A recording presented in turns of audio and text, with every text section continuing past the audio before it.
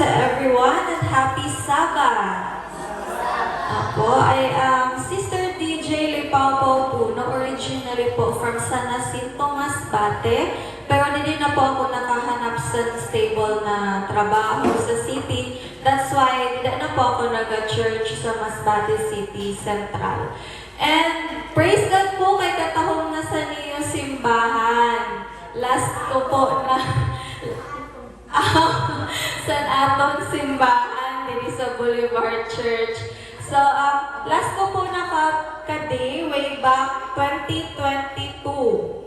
So, that was already 4 years ago. Kadali lang po sa panahon. Lapit na po gayon mag-abot ang Ginoo. Amen? Okay po. So, God's message for this Sabbath is going to be a short reminder for all of us. But we will always carry this along our journey through our daily lives. Living ready, not living afraid. Maging ready kita, dili mahadlok. So before we start, I would like to thank the Boulevard Church first for inviting me to share God's Word with you today. Actually, sa April pa po na akong schedule, pero may mga changes and finally, praise God, adi na po kayo din yan. It is truly a privilege and a blessing to be here with all of you. Let us bow our heads and pray. Heavenly Father, we thank you for this beautiful Sabbath. Thank you for bringing us together as your family. Lord, guide our hearts and minds as we hear your word today.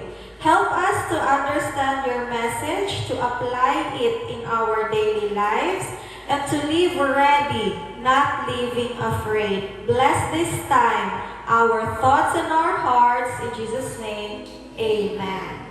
So today po, we live in a world full of uncertainty. Dili, warat kasiguraduhan. And uro adlaw pag mata po naton, may mga balita na dayon about sa mga gera, sa mga disasters, sa mga sakit, kag sa mga problema ta po economically. Kag iba-iba na personal struggles na aton ginadara uro adlaw. May iba sa aton na may ginapagdaanan sa pamilya, may iba may ginaisip tungkol sa trabaho, sa aton health, sa aton mga future, aton mga estudyante, nano kaya ako, nano na makagraduate ba ako, magiging doctor ba ako, sa akong maninan mga ginadara uro adlaw. And in the middle of these things, ang mundo kay bagan lalo nagiging masamok kag dili sigurado. Kaya minsan, maski kita po bilang Kristiyano, napapahunga kita, handa na ba ako? Paano kung magbalik si Kristo yana? Paano kung dili pa ako ready? Kag hinay-hinay, imbis na peace, fear, ang nagasulod sa aton kasing-kasing. Kahadlok ang aton ginadara oro adlaw. Kahadlok na daka, kulang pa. Kulang pa ang atong pagsimba, kulang pa ang atong pag-ampo, kulang na basi. Kahadlok, na kulang pa ang atong faith, ang atong pananampalataya. Kahadlok na basi, dili kita karapat-dapat. Nabasi, sige taman didian pang paningkamot, pero ito gali, wala kita sa listahan sa Ginoo. But today, God wants to calm our hearts, ipakalma ang atong mga puso anay, and remind us of a simple and comforting truth.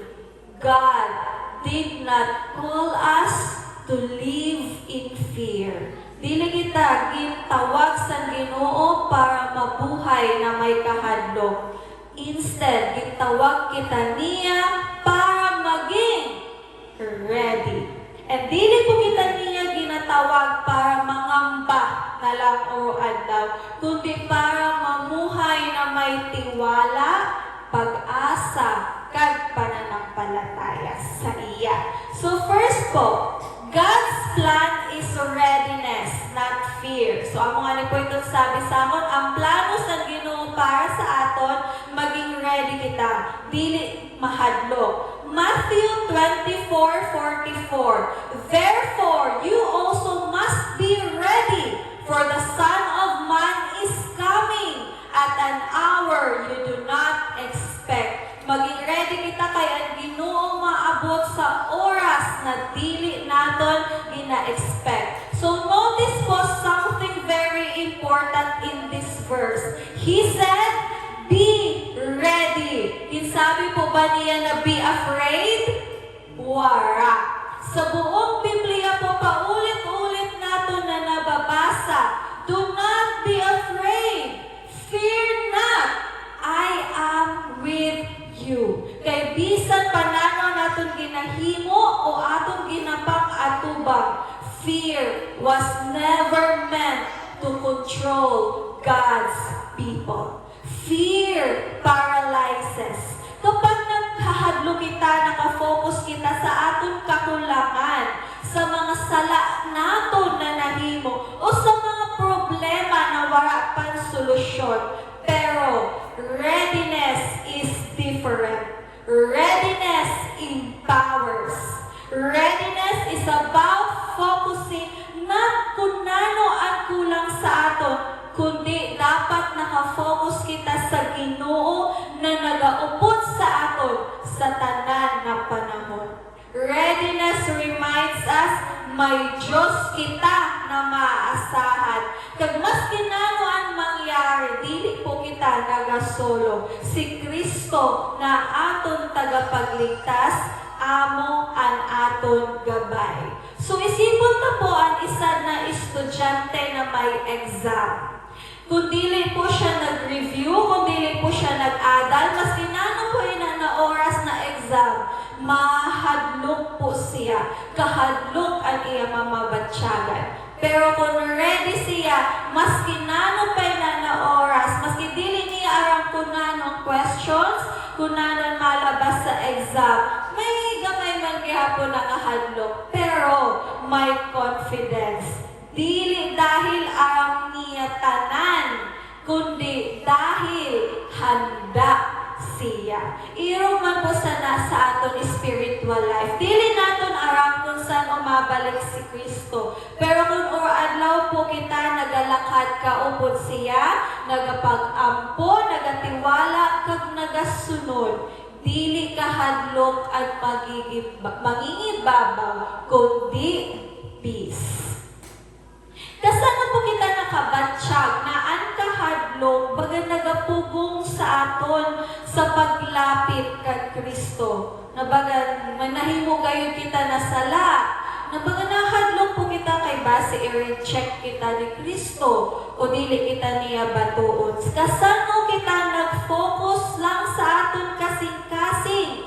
Makikita taan kahadlok na nagapangpaluya sa aton.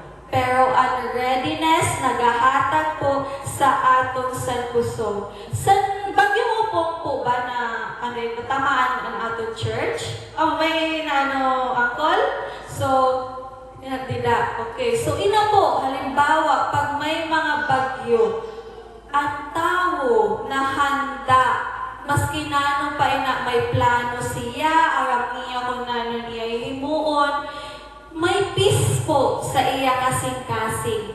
Pero kung kahadlok or dili ready siya sa na may maabot gali na bagyo, maski gamay lang po na oran, kahadlok na dayon ang iya mababatsyagan. So irong man po sana sa aton buhay.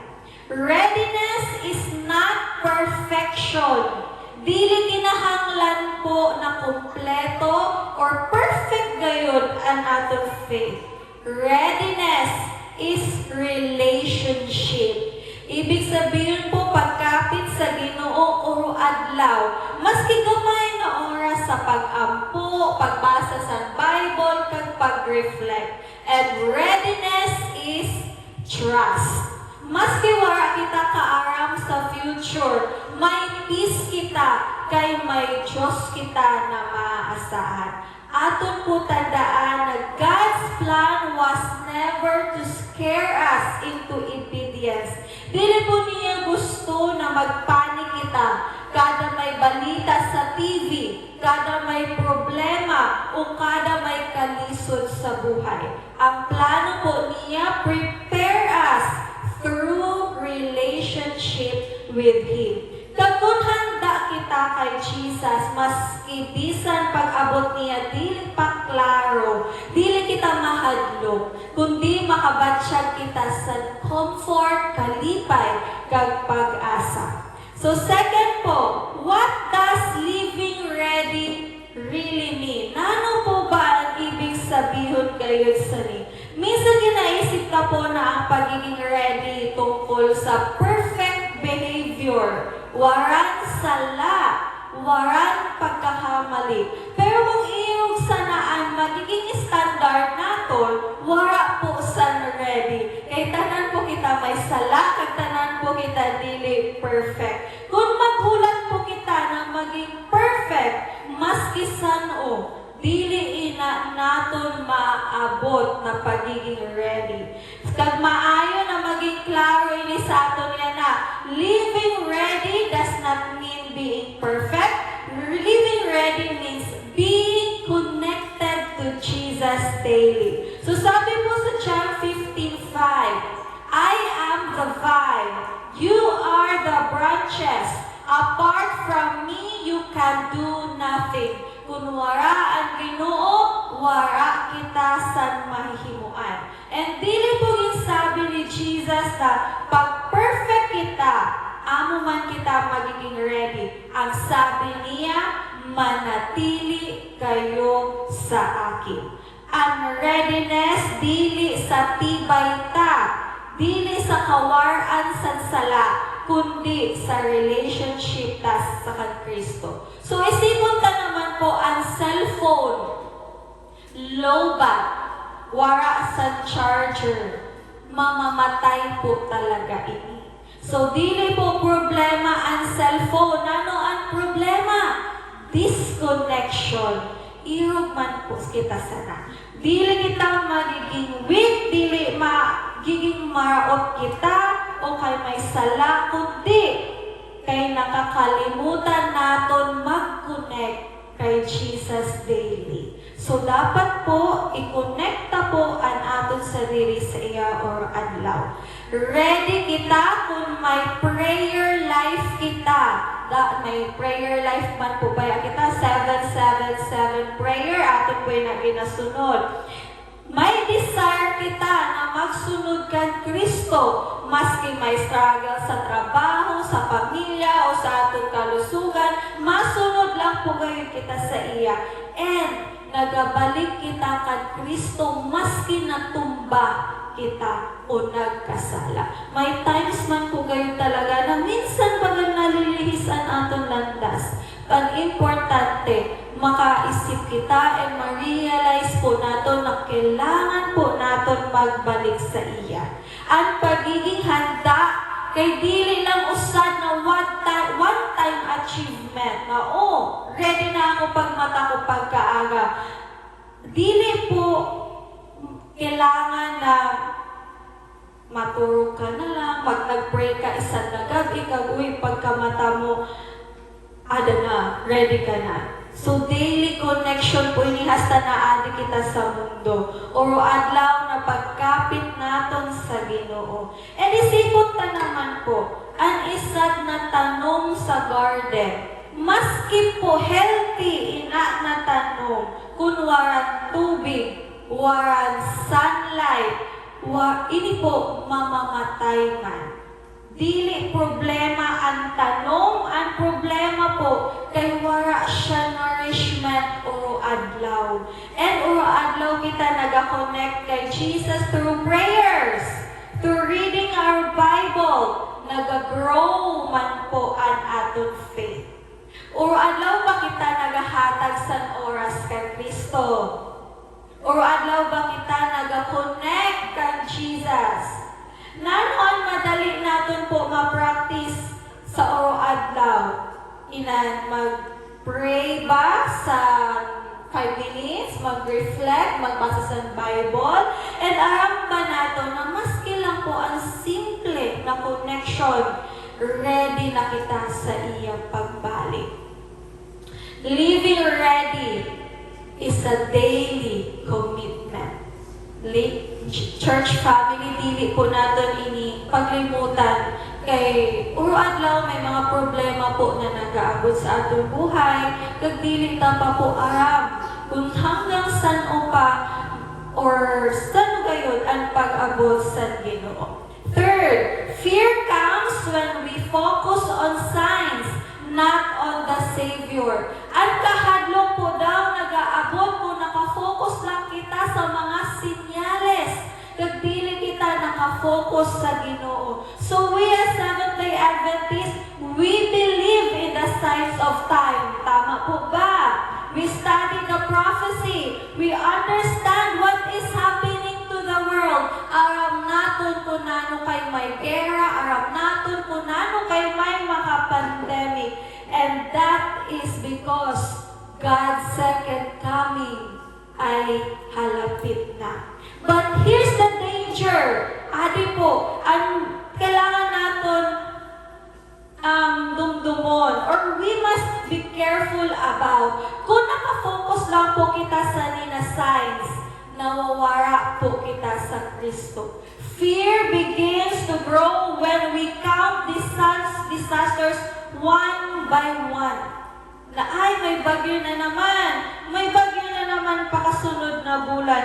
Nahadlok na naman ako. We spend too much time watching bad news on TV, Facebook, or social media. May nagpatay na naman. May gikawatan na naman. Kaharadlok na gayon sa panahon. And we compare our spiritual life to others. Tagapanluya na ang akong kaupod, bagat kaibahan naman lugod. So, iro po na, instead of peace, anxiety enters our hearts. Instead of hope, we start to feel helpless.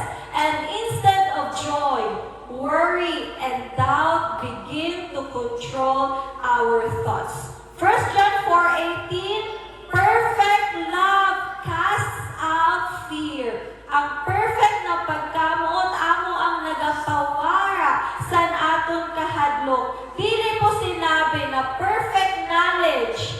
Dili po sinabi na perfect behavior. Ang sabi sa Bible, perfect love. And that love is found in Jesus. Isipon po natin kung nagalakat kita pagkagabi. Sino din na hadlok pagkagabi? Madulog.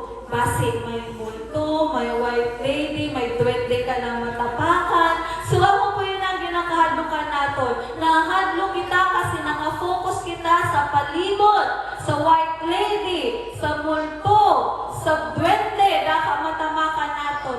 Pero po kung may kaupod kita na ginakatiwalaan natin, naga-istoryahan lang kamo, naga-connect lang kamo, dili niyo po ina maiisip. Makikita niyo na lang, adto na kamo sa iyong destination, safe and sound. So kapag nakakita kita o nakafocus lang po kita sa samok sa mundo, ang aton kahadlok nagadako. Pero kung ang aton focus, ato lang po kan Kristo, ang aton tagapagligtas, ato ina nakahadlok, nababalyuhan sa pagkakalma. And mas tamo ba sa aton po ang nakafocus sa science? Nakafocus po ba kita sa science, sa balita, sa problema, kaysa sa relationship ta kan Jesus? O kagnano po ang mas madali makahatag sa aton san kahadlok? Ang science po ba o si Kristo? Imagine po nato na nagakita-kita sa mga balita. Permi po kita nakafocus sa talagang mahadlok po ngayon kita. So, ato na po inabawasan ang pagkita sa Facebook, sa mga social media. Episode, basa na lang po kita sa aton Bible. Kag maka-relax po ngayon kita, makapahuway po ang aton isip kag puso kag makabatsyag po kita sa pag-asa. Paano po natin ma-practice ini sa aton daily life? Choose to trust Jesus instead of worry. Pag nahadlok po kita, sabihon ta lang, Jesus, I choose you. I will not let fear control me. The more we know Jesus, the more we experience His love. And the more we experience His love, the less afraid we become. Fear comes when we look at the chaos around us, and peace comes when we look at Jesus above all things. So, again po, atong pudumdumon, focus on Jesus, not on the signs. 4. Living ready is living faithfully today. Being ready does not mean sitting and waiting passively. Dili po ibig sabihin na ready ka na, maingkod ka na lang gayud kag mahulat sa iya. Ay, ready na ako. Sige, Ginoo, mag-abot ka na. Nag-ingkod ka na lang. Dili po ibig sabihin na ang readiness, maabang na lang gayud kita kung ano man ang mangyari sa future. Living ready is about living faithfully today. Dili kita nag-prepare by panic or fear, kundi sa pagbuhi sa faithful life. Dili po kita nag-ready kay nahahadlok kita, kundi nag-ready po kita kay dakuan aton pananampalataya sa Ginoo. Ang pagiging ready kay ginahimo sa mga gagmay kag simple lang na ways.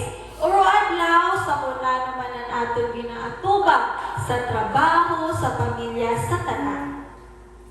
Ready kita kapag tapat kita sa trabaho. Maski mo rin nakakita. Di ba po? Honest kita. Maski waran nakakita. Maaram kita magpatawad. Maski dako daw po na nasala na nahimo sa imo, ready kita. Ibig sabihin, ready po kita kung napatawad ka na inak na tao. And maaram ka magpalangga. Maski minsan mahirap, maski minsan dili reciprocated. Kumbaga po, palangga mo siya, pero dili ka man niya palangga. Ewan po sana. So, magpalangga lang po kita. Luke 16:10, whoever is faithful in very little is faithful also in much. So, kung madako po ang imo faith sa ninagabay, gamay na bagay, mas lalo na po sa dako na bagay. Dili naton kailangan maging pastor para maging ready. Dili ta kailangan maging mayor. Dili ta kailangan kumbaga sa title or status para maging ready kita. At kailangan lang po naton faithful heart. Puso na handa magsunod sa Diyos o adlaw. Adi po, isipon ta po ang isa na bata na nagatapok sa basura sa tama na lugar. Gamay lang po na higinhimo niya, pero nakadevelop na po siya sa sense of responsibility. Sa kadugayan, kapag mas may dako na responsibilidad na ihatag sa iya, aram na po niya kung nano ang hihimuon.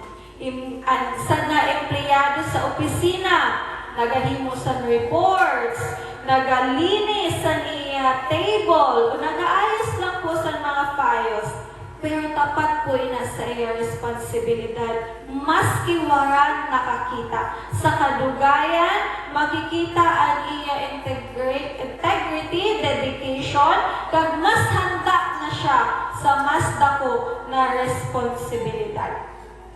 Nano po ang gamay ng mga daily actions na nahihimo natin yan na para maging ready kita? Nagapakita ba kita sa faithfulness sa trabaho, pamilya kag komunidad, maski wara nakakita? Kag nano pa po at pwede natin ma-improve sa aton o adlaw na routine para mapakita na ready na kita? Ready na kita po dili sa dagko san aton ginahimo kundi sa katapatan san aton puso sa Ginoo. Kung faithful kita sa gagmay, kaya taman sa dagko. Kag higit po sa tanan nakikita sa Ginoo ang aton katapatan. Kag amo po ini ang iya ginakita sa pag-iya pagbalik. Nakita niya na ready na kita tanan. Ina, mabalik na po ang Ginoo. Fifth, the blessed hope, not the blessed fear. Titus 2:13, looking for the blessed hope and glorious appearing of our great God and Savior Jesus Christ. Brethren, let us pause and reflect for a moment. The second coming of Jesus is not meant to bring fear. It is blessed hope. Think about it po. When you truly love someone, are you afraid seeing them? Kung palangga po kayo niyon isad na tao, nahadlong ba kamo na makita siya? No. We are excited. We are always looking forward to it. Lalo na kung ato sa layuan natin ginapalangga. Excited po kita na mag-abot, di ba po? Kung may anak kita, may asawa kita, o may friend kita na ginapalangga natin. For example po, nagbiyahe siya. Dili po kita nahadlok na daka makita tista siya. We are excited. Kaya, ginahanda po nato na naton panimalay. Ginahanda po nato na naton mga kasi-kasi. Nagapanlinis kita. Kagina-sure tagayod na ready ang tanan. Not because you fear, but because we are anticipating the joy of reunion. If Jesus is your friend, if Jesus is your Savior, and if Jesus is your constant companion, His return is not a moment of terror. It is a joyful reunion. A time when all wrongs are made right. All pain will be healed. Every promise of God will be fulfilled. San bata po baya kita? Pag naton ginikanan, hali sa trabaho. Tapos nabati naton, ada na si mami, ada na si daddy. Na-excite po baya kita? Dili kita nahandok. Na-excite kita kaya ada na si mami kay si daddy. Irugman po kita sana. Dili naton kailangan mahadlok, maski dili ta po aram kung saan mo talaga. Kung handa po kita, pagkaumpod na si Kristo sa atong puso at iya pag-abot, magiging pinakamalipay na reunion. Dili isa na rason sa pagkahadlok. Kung mag-abot si Kristo yan na, handa ka na ba sa imo puso? Mas excited ka ba kesa nakahadlok? Nano ang mga bagay na kinahanglan mo bag-uhon o i-practice para maging ready kita sa na joyful reunion. I remember po sa pandemic, sabi ko, Lord, mag-abot ka na. Ay, bakit kakahapoy na gayon? So, dili na kahadlo. Dati nakahadlo ako po na, maabot na si Jesus, lapit na. Sa tunan tayo, mga kapoy-kapoy na gayon ako sa nangyayari sa mundo. Mas na-excite po ako. Mas naging ready po ako na ba, Lord, ready na ako. Magbalik ka na. So, ako po nasa, basta dili ka na po gayon, nakafocus, dili ka na po gayon, nakafocus or nakahadlok sa pag-abot ni Kristo, mas magiging malipay ka, mas magiging ready po kita. Walk daily with Jesus, live faithfully, share the hope. Aton po yun ang isabi sa aton mga kaamigo, sa aton pamilya, sa tanan. And replace fear with gratitude. Pagpasalamat. Focus lang po kita sa blessings. Focus lang po kita sa promesa sa aton sa Ginoo. Dili po sa kasamok sa mundo. The blessed hope reminds us to live happily, to live ready. And it calls us to walk with Jesus consistently. So sabi po, consistently. To trust Him fully and to experience peace even in uncertain times. Church family, as we come to the end of today's message, let us remember one very important truth. God is not asking us to be perfect. He does not demand flawless behavior or a life without mistakes. What He is asking is simple yet powerful. Trust me daily, walk with me every day, and live ready. So what does it mean to live ready? It means choosing faith, not fear, in the ordinary moments of life. Walking with Jesus in your daily routine, choosing faith over fear, loving others as Christ loves you. Remember, readiness is not about doing perfectly. It's about being faithful, humble, and dependent on God every single day.